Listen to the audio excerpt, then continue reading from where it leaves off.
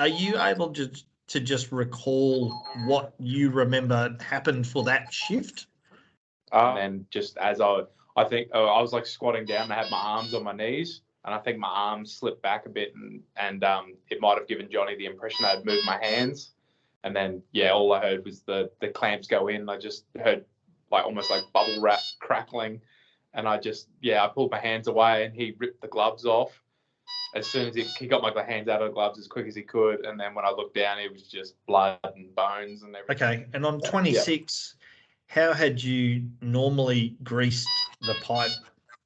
That same way. We try and put it underneath the harness, because if you put the rod grease on the rod above the harness, it goes into the harness, and then on those hall plugs, when the guys have to screw the hall plug into the rods, just makes it impossible to turn them because they become super slippery with the rod grease all over them.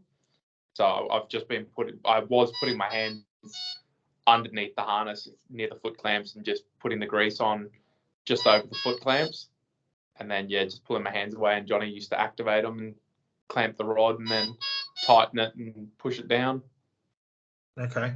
How were you originally shown how to do it that way? Is that how you've always been shown, that it's always better to do it underneath? Yeah, you basically get a big dollop of grease in your hands, and then you just grasp the pipe and just try and get it on as hard and as clean as possible, so it doesn't get stuck on the donut when it goes into the hole. Did you discuss the task that was about to happen? Like, did you talk about who was going to do what job? Yeah, when we were doing the whole pull, as we were going to do, as putting the rods back into the ground. So I just stood off to the side because I don't really have much experience with using the hall plug on the rods.